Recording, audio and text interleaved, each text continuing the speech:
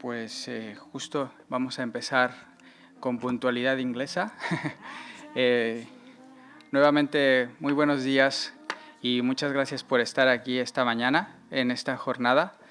Me ha preguntado desde que volvimos a insistir en la organización de esta jornada que por qué hacerla. Y bueno, las empresas que nos patrocinan la jornada y tal, pues lo consultamos y les pregunté que si veían que era ya el momento oportuno de hacerla. La hemos tenido que ir posponiendo desde la fecha original, que era el 17 de marzo, que el COVID se nos la llevó un poco por delante. Y luego, pues esta era una fecha antes del mes de agosto, y luego porque en septiembre casi todas las empresas y los que estamos aquí de empresa ya necesitamos 2 septiembres para hacer todo lo que tenemos pospuesto para septiembre. Y entonces había que comprimir esta jornada en esta última mitad de julio antes de que se nos venga todo lo que queda después del verano y que se nos ha ido quedando colgado a raíz de los confinamientos. Y luego, pues porque este es un formato híbrido, en total aquí están por llegar todavía algunas de las personas que estaban confirmadas para venir hoy, pero bueno, aquí hoy estaremos en torno a unas 60 o 70 personas reunidas, pero en la parte online teníamos ya cerca de 200 suscripciones y esta mañana durante todo el día nos va a estar escuchando gente no solo de España, sino de Portugal, de Chile y de México. Incluso teníamos inscripciones hechas para estarnos viendo.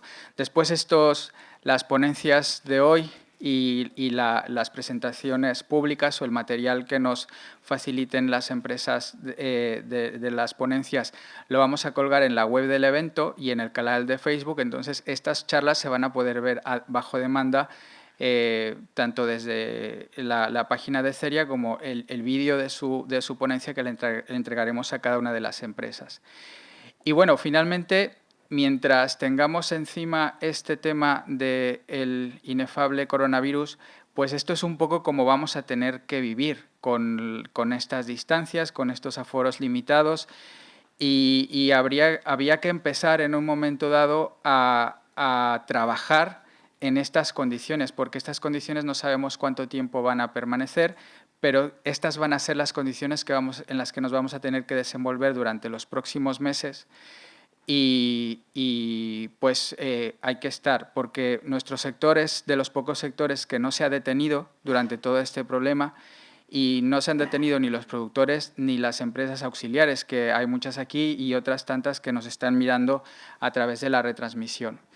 Y bueno, ya ese era el mensaje que os quería trasladar como un poco de presentación y de bienvenida a este evento. Voy a volver a decir lo de las instrucciones, que las preguntas las podéis enviar vía la cuenta de Instagram o vía la transmisión de YouTube, que yo las recibiré aquí, y si no, en la mochila que os hemos obsequiado hay una libretita pequeña y un boli, la podéis ahí escribir la pregunta a la persona que la dirigís y mis compañeras y compañeros que están aquí de soporte de azafatas y mi compañero Geray las recogerán y me las traerán aquí y luego se las haremos llegar a los ponentes en los momentos de los paneles.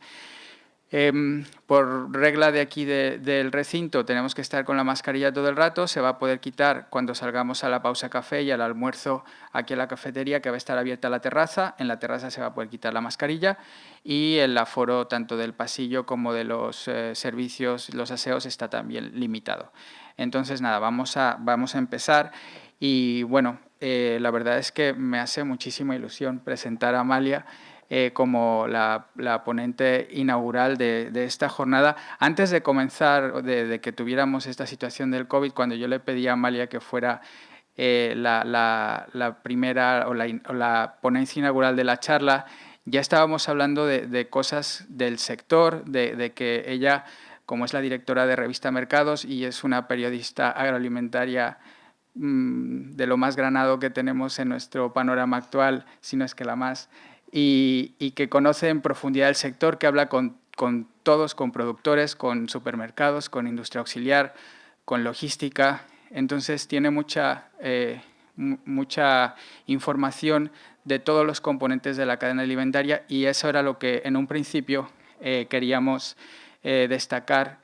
Y ahora, después de todo esto, ella ha realizado un trabajo súper interesante con unas entrevistas en confinamiento, y ya no voy a hacer más spoiler. Pero ella ha estado trabajando muchísimo y nos va a recoger un poco su experiencia durante este tiempo y cómo nos está afectando a todo el sector. Así que, sin más preámbulo, porque me podría pasar más tiempo incluso el que tú vas a hablar echándote flores, Amalia, pero creo que ya es suficiente. Gracias, y se queda Amalia con vosotros. Bueno, buenos días a todos y a todas, las que estáis aquí y los que estáis detrás de las cámaras. Bueno, muchas gracias, Javier, por invitarme a esta jornada. Me tratas con mucho cariño. Nos conocemos de hace mucho tiempo y siempre, bueno, hemos colaborado. La verdad es que yo el proyecto de Javier lo he vivido muy intensamente porque creo que es el futuro. Bueno, yo creo que el futuro es hoy, por lo tanto, creo que hoy tenemos que estar aquí. Bueno, pues como ha dicho Javier, yo voy a hablar de los cambios y tendencias tras el COVID-19. Cuando empezó el estado de alarma, la revista Mercado se plantea que tiene que estar informando día a día a todos sus lectores.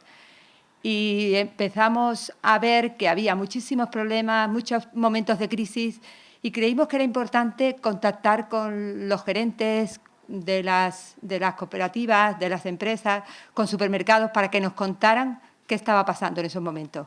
Y entonces yo quiero, aquí en esta ponencia que voy a dar, pues reflejaros un poco qué pasó durante todo ese tiempo y cuáles son los cambios y tendencias tras el COVID-19.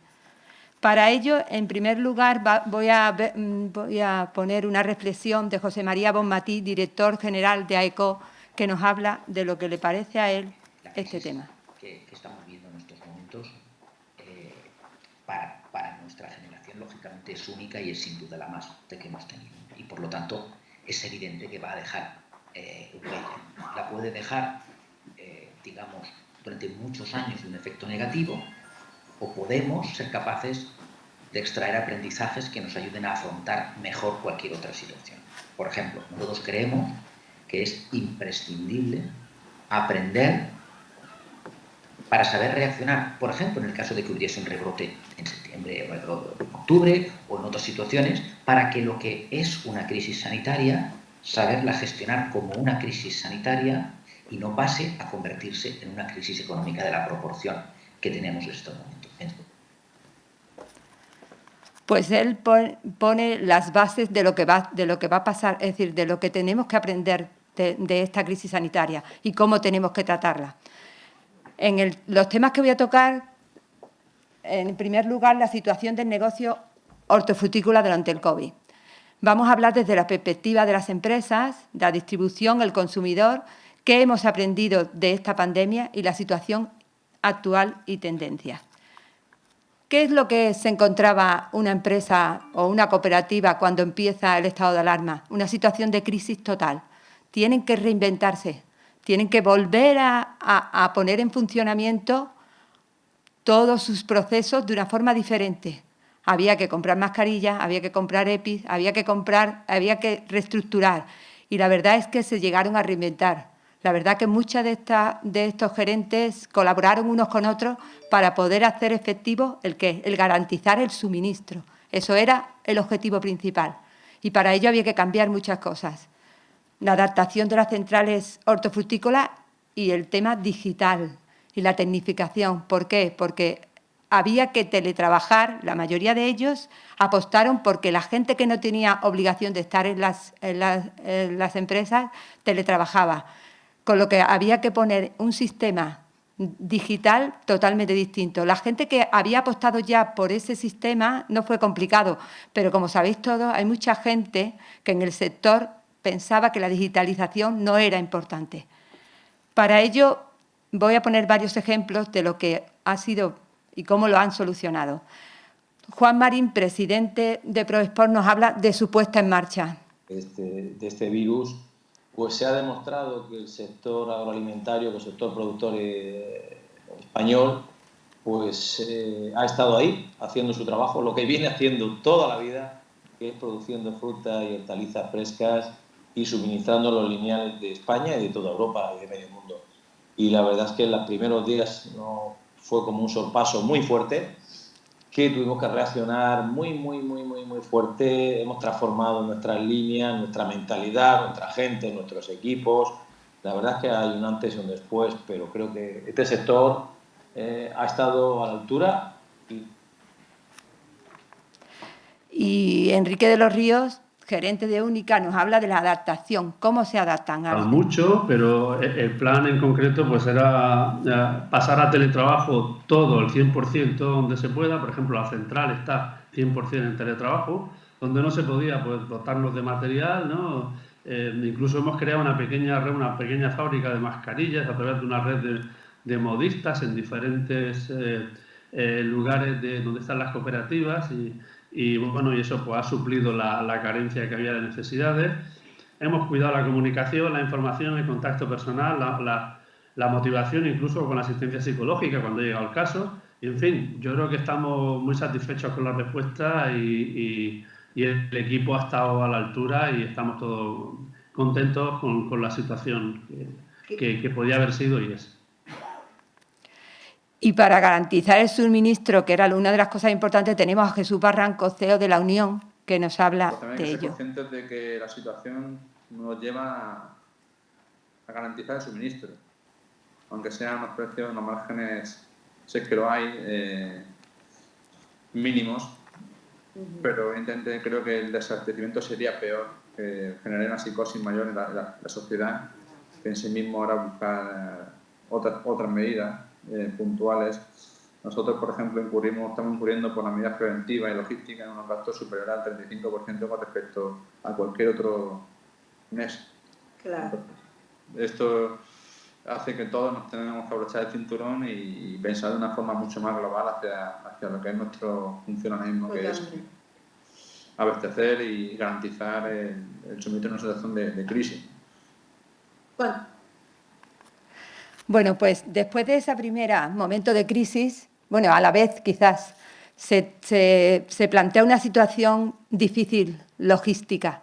Una, por un lado, el tema del personal, porque claro, cuando se pone en marcha el estado de alarma, el Gobierno decide que, bueno, con la gente que podía trabajar o podía ir a los sitios de su trabajo, tenía que tomar unas normas a la hora de ir en el coche. ¿Qué pasa? Que en principio se redujo al 50%, más tarde es el 30%, y esto para las centrales y para todo el sector fue un gran problema, porque eran 2 personas en un coche, en un autobús solo podían ir 3 personas, eso era un gasto terrible y luego mucho tiempo. Tenía que volver, ir a recogerlos, es decir, que era una situación muy difícil. Pudieron seguir adelante porque, como habéis visto, todos los supermercados estaban abastecidos de todas las frutas y hortalizas, pero luego tenían otra crisis también, que es el tema de la logística del producto. El hecho de solamente poder trasladar productos de primera necesidad hacia Europa hacía que los camiones solo iban, dejaban el producto, ellos estaban acostumbrados a que a la vuelta recogían otro producto y resulta que no podía hacerse. Entonces eso creaba unos costes impresionantes en las empresas. Han estado ahí, hay gente que ha podido repercutir esos costes y hay gente que no ha podido repercutir esos costes. Pero ellos tenían el objetivo principal y era abastecer a la población y que la población no tuviera ningún problema a la hora de comer y de ponerse.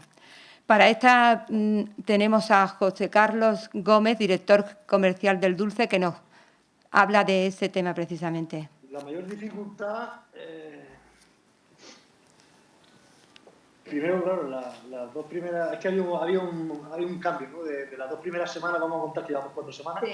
Las primeras semanas, pues la psicosis de consumo, de compra impulsiva y de locura, pues los pedidos se disparan, obviamente se disparan. Y con la incertidumbre de que no sabía realmente cómo iban a ser. Sabía que iban a ser fuertes, pero ni los propios clientes tenían una previsión. O sea, entonces es difícil manejar esa subida de ventas. Y es difícil también, fue muy difícil. Yo notaba mucha complicación todos los días con el tema de desplazar a los trabajadores. porque ya de por sí nosotros usábamos autobuses y furgonetas que ponemos para ello, pero es que de la noche a la mañana reducen el aforo o la ocupación de los vehículos al 50% y casi sin avisar al 30%. Es decir, si usábamos 14 o 15 vehículos entre autobuses y furgonetas, pues necesitas 40. Pero es que necesita 40 yo y necesita 40 mi vecino y todas las empresas del sector. Y claro, las empresas de autobuses o de transporte pues también se verían colapsadas. Verdaderamente había otro problema también importante para el sector, una crisis más, y es que cuando se planteaban los pedidos de cada día de Europa, se encontraban que estaban fluctuando constantemente. Es decir, un país que en un momento dado, Bélgica, les pedía muchísimo y a lo mejor a la mañana siguiente había cambiado la situación, el gobierno ponía unas normas y bajaba la demanda. De hecho, muchas de las empresas tuvieron que poner una mesa de crisis para todos los días gestionar este tema. Fue difícil adaptarse a los pedidos, adaptarse a la demanda y tener en cada momento lo que verdaderamente pedía cada país. Para ello, yo creo que la colaboración entre toda la cadena de valor fue muy importante. Bueno, ahora vamos a hablar de cuál es la situación de la distribución. Es decir, hemos visto el panorama de los productores y ahora los supermercados. Está claro que los supermercados se convierten en el primer canal de distribución y sobre todo los supermercados de cercanía. ¿Por qué? Porque el consumidor no tiene mucho tiempo, no puede estar mucho tiempo fuera, no puede ir muy lejos porque el coche no estaba permitido y entonces los supermercados de alrededor son los que verdaderamente son los protagonistas de la crisis. Los mercas se ven perjudicados por el cierre del Horeca y el canal detallista, porque está claro que todas las tiendas, pequeñas tiendas, mercadillos, todo eso desaparece y los mercados de abastos también. ¿Qué es lo que se ve en un primer momento? Una gran demanda de productos de primera necesidad, entre ellos frutas y hortalizas como naranjas, mandarinas, limones, plátanos, todo eso, patatas. En algunos casos, en el caso de naranjas, subió un 60%. Una campaña que en un principio no parecía que iba a ser muy buena, se convirtió en una gran campaña. Pero hay que decir, y quiero decir que el consumidor, cuando va pasando las semanas, va cambiando de forma de consumir. Cambia en el sentido que al ver que se aseguran el suministro, porque en un principio hay un pánico por pensar que no hay producto, que no va a haber, pero cuando ya ve que hay producto se relaja y entonces ya no compra tanto productos de primera necesidad. Y también nos sorprende que hay productos que tú piensas que no son de primera necesidad, pero que ya están incorporados a la cesta de la compra del consumidor, como el aguacate, que se consideró para todo, es decir, todo el mundo consideró que era un producto de primera necesidad y eso es un cambio total en el panorama de la alimentación. Y si nos encontramos con el consumidor, ese consumidor que iba todos los días con mucho cuidado y con mucho miedo a comprar, pues tenemos un consumidor que tiene miedo al contagio, por supuesto, la gran preocupación por la salud impulsa la venta de fruta y hortalizas, más del 35% según el MAPAMA, y el perfil de consumidor de fruta y hortalizas rejuvenece. El target estaba en una edad de 65 años y ahora mismo los que más consumen fruta son de 25 a 35 años. Es decir, han cambiado su mentalidad. ¿Por qué? Porque saben que comer saludable le va a ayudar a tener una salud mejor y eso es importante. ¿Qué ha cambiado en el consumidor? Pues ha cambiado que ya no va tantas veces a comprar ni a tantos sitios, porque antes compraba en un sitio una cosa, compraba en otro sitio otra, ahora se centra en los supermercados de cercanía y también se centra en algo que hacía muchos años que había desaparecido, bueno, iba desapareciendo, que son los hiper. ¿Por qué se centra ahí también? Porque ahí puede ir a comprar muchas cosas y va solo una vez a la semana o 2 veces a la semana. Ese es el perfil del consumidor.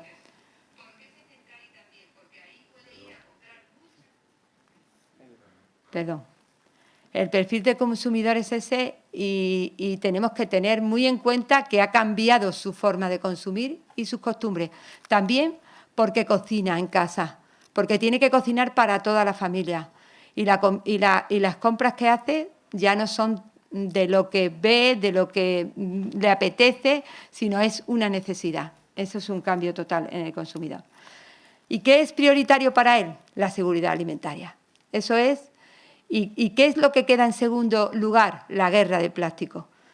Pasa a segundo plano. ¿Por qué? Porque ya él necesita que ese producto esté envasado. Necesita seguridad de que no se va a contagiar con ese producto. Y entonces le da garantía el que esté envasado. Cambia completamente, cae la venta a granel, algo que muchas empresas, muchos productores habían hecho en los últimos años, es decir, se habían preparado para la venta a granel, el consumidor solo quiere un producto envasado. ¿Y qué crecen? Las ventas online, aunque hay que decir que el supermercado no está preparado para esa venta online.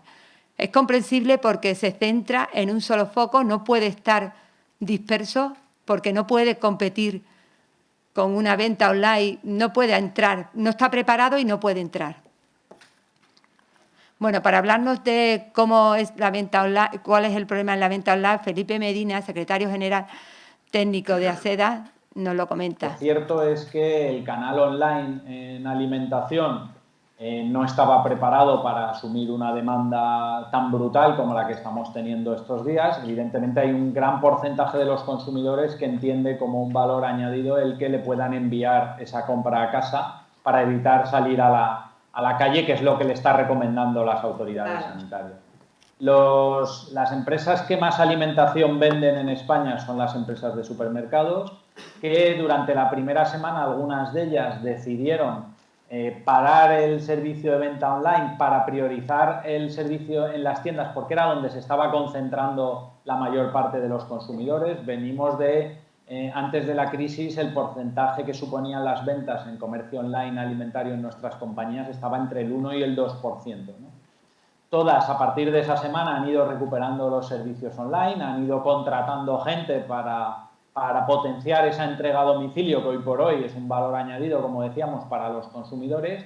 Y hoy por hoy podemos decir que puede que la cifra de lo que está suponiendo la venta online está pues casi rondando el 10%. Verdaderamente los supermercados... Verdaderamente los supermercados tienen un puesto aquí importantísimo y sobre todo ellos hablan de la colaboración. Es decir, si la cadena de valor no hubiera estado en ese momento unida, no hubieran trabajado unidos y con el objetivo de alimentar a la población, hubiera sido difícil llegar a lo que llegaron, es decir, a que todos los días los lineales estaban repletos de alimentos, de distintos alimentos. De hecho, lo que más era el papel higiénico, aquello que parecía una cosa que no era normal, pues todos los días había, es decir, todos los días llegaron a reponer. Es decir, el trabajo de esta gente fue totalmente impresionante.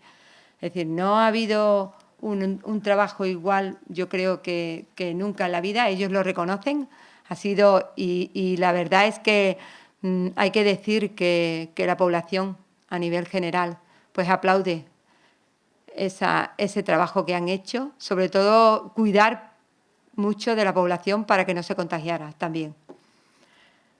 El consumidor, la crisis sanitaria crea una situación difícil al consumidor y vamos a ver a José María Bonmatí que nos habla de ello. Bueno, la verdad es que esta crisis sanitaria produjo inicialmente un cambio en el comportamiento del consumidor durante una primera fase que podríamos llamar de acopio o de un miedo que de alguna forma generalizó una compra no habitual, fundamentalmente de algunos productos, pero que afortunadamente la cadena de abastecimiento alimentario ha demostrado que trabaja eficazmente y de una forma colaborativa para garantizar el abastecimiento. Después hemos pasado a una etapa en la que ha habido cambios de comportamiento más ligado al confinamiento, a la disponibilidad de tiempo y posiblemente de cara al futuro y en el momento en que se sufran más las consecuencias no solo de la crisis sanitaria, sino de la crisis económica, pues se producirán otros cambios posiblemente más profundos, pero que irán ligados pues a las consecuencias de esa crisis y a cuáles sean los resultados fundamentalmente en términos de empleo. ¿Qué hemos aprendido de esta pandemia? Con todo esto, con todo lo que ha pasado, que ha sido muy intenso, pues lo primero que sí que se ha quedado patente es el carácter estratégico del sector primario. Sin el sector primario no hubiéramos tenido las condiciones que teníamos. Es decir, que la seguridad de que comer todos los días no era una cosa, es decir, no era algo que se pudiera plantear como una crisis. Entonces, el carácter estratégico del sector tiene que permanecer y tenemos que comunicar ese carácter estratégico. Es decir, yo creo que sí, que el consumidor ahora mismo sabe que sin los agricultores, ganaderos y toda esa gente no hubiera podido seguir adelante. La ventaja que teníamos en España a nivel nacional es que tenemos aquí ese sector primario y eso es importante, que en otros países no ocurría. ¿Qué hay que hacer también? ¿Qué tenemos que aprender de esto? Que hay que estar cerca del consumidor. El consumidor tiene que ser nuestro primer objetivo. Y estar cerca y saber qué quiere, qué demanda, es importantísimo para el sector hortofrutícola. El factor precio, algo que el agricultor ha estado antes de la pandemia en la calle, haciendo manifestaciones, buscando un precio justo. Quizás la pandemia nos ha abierto los ojos un poco para ver que el precio no tiene que ser solamente la calidad, sino que el precio tiene que estar ligado a otros valores. ¿Y qué valores son esos? Pues el trabajo que cada día hace el agricultor, cómo hace su trabajo, el trabajo que hace cada día la gente que va y manipula ese producto, el trabajo de poder llevar a los sitios, el camionero, todo eso. Todos esos valores tienen que estar en el precio. Y yo creo que en el momento en que el consumidor sea consciente de que esos valores están en el precio, no durará en pagar eso. Y para eso, ¿qué hemos aprendido? Enrique de los Ríos nos lo dice, director general de Única. Yo creo que va a haber otras cosas que van a cambiar, unas de modo sutil y otras de modo palpable, ¿no? Ya digo, una repriorización de valores, por supuesto, todo lo que es familia, autenticidad, transparencia, experiencia, solidaridad, cooperación, justicia, todo eso es como que nos hemos quitado una capa de tontería que teníamos en lo alto, pues esa nos la hemos quitado y hemos vuelto a tocar las raíces, ¿no? La subida del online y todo lo que tiene que ver con lo digital, todo lo que es teletrabajo, teleasistencia, teletodo, el aumento de sostenibilidad, pero quizás sin tanta presión al plástico como estamos ahora, y que el precio vaya ligado a más cosas que no sean solamente el precio, ¿no? Tiene que haber otros intangibles que tengan una historia, cómo se hizo, quién lo hizo, por qué se hace, esto porque es así, tal y cual.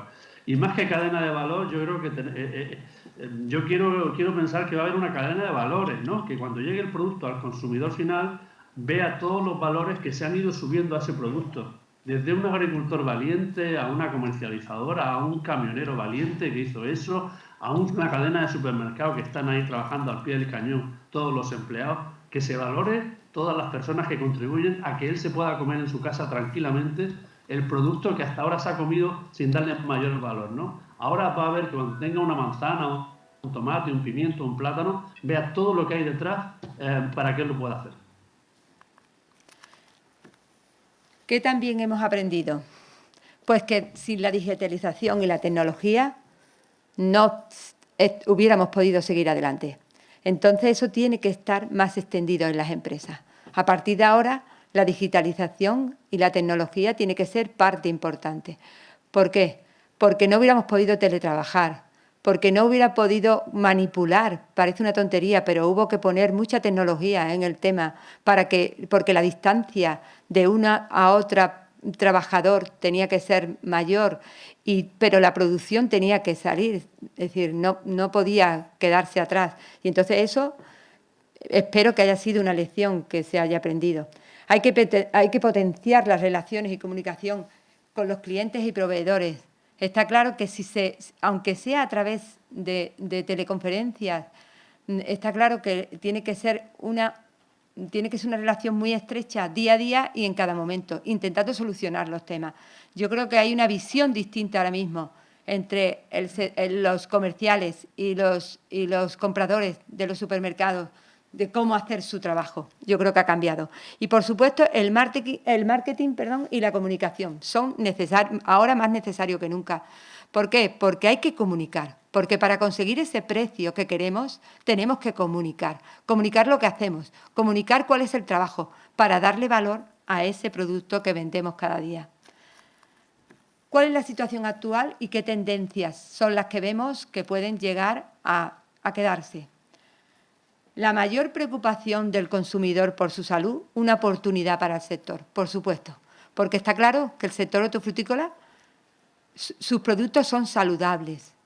La gente sabe que si consume tomate, que si consume naranjas, que si consume, va a encontrarse mejor, va a tener una mejor salud.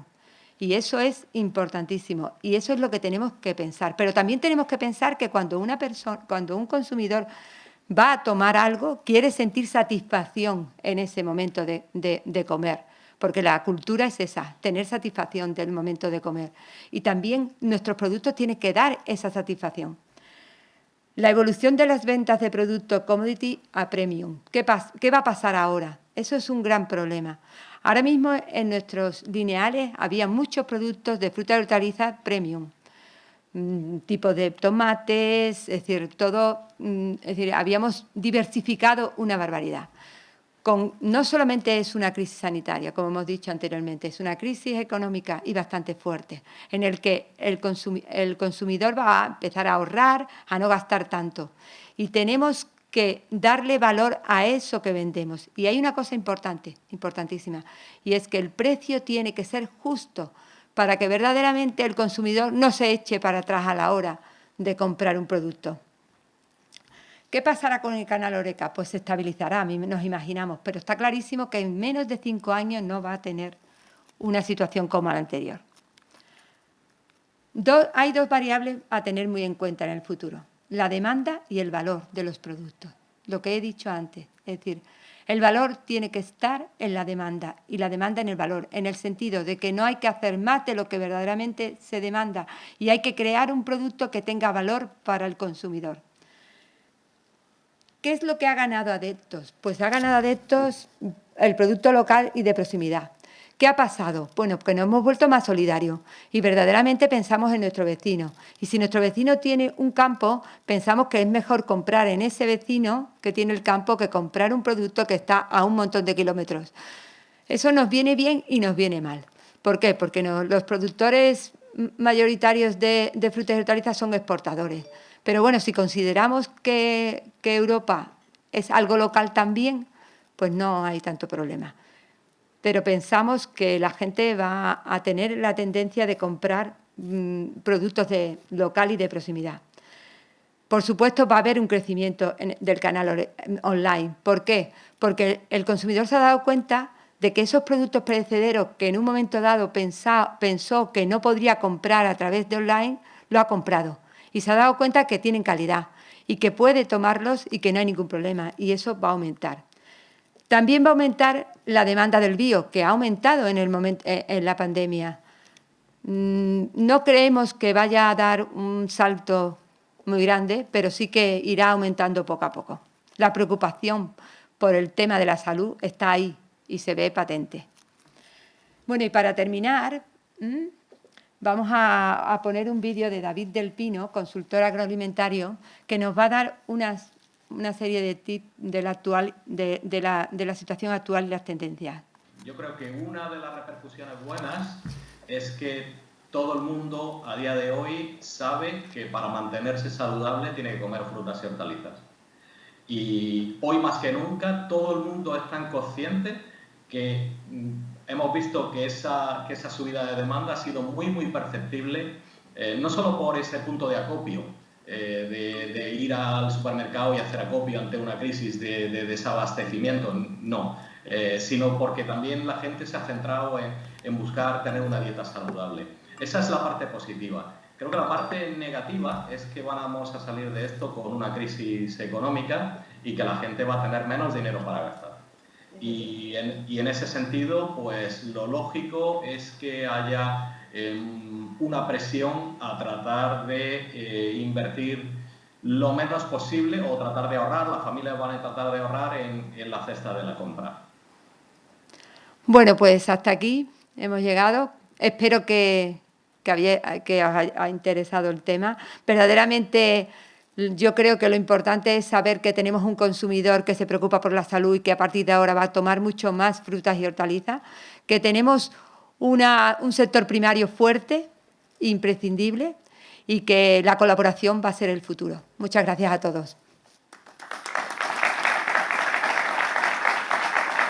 Muchísimas gracias, Amalia. Yo creo que nos has dejado a todos así como boquiabiertos, porque invitar a una ponente y que traiga 10 superestrellas igualmente es así como el supervalor añadido, ¿no? de tu ponencia. Felicidades también por el trabajo de toda esta labor periodística durante la fase de confinamiento, y recordaros que las preguntas, si las queréis hacer por escrito, se las podéis dar aquí a los compañeros que están a las orillas de la sala, y si no, por redes sociales también las podéis enviar por el canal de Instagram, el de Twitter, el de Facebook, la propia charla de YouTube, la propia transmisión online. Y bueno, Amalia se va a quedar un ratito más por aquí con nosotros y pues vamos a poder seguir disfrutando de su presencia. Mil gracias, Amalia.